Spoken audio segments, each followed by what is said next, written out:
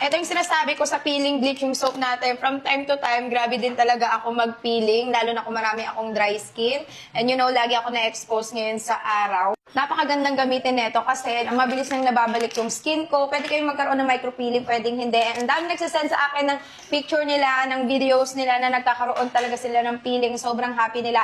So pag gumagamit kayo, kailangan gumamit din kayo ng luminous lotion natin. Which is ito, nakikita nyo, lagi ko tong gamit araw-araw. This is luminous gluta bleach. So parang leave-on bleach siya na may SPF 50. Tapos anti-aging, nakaka-firm ng skin, nakaka-hydrate, moisturize, soothing, and may cooling effect. Isa sa kinonsider ko talaga ng pag naglabas ako ng lotion is may cooling effect, especially napakainit dito sa Pilipinas. Ayaw natin ng mainit pag ina-apply and may brightening booster. Alam niya naman consumer natin kung bakit maraming bumibili sa atin kasi nakafocus tayo sa quality, sa affordable lang din to, sa effectiveness, pero to, grabe to. Kaya hindi ko siya nire-recommend sa mga buntis kasi intense whitening soap siya. May alpha-arbutin, niacinamide, kojic, glutathione, glycolic, glycerin, lahat ng pampaputende dito na 70 grams. Mabilis siyang bumula and matagal siyang matunaw, kaya ang daming bumibili nito.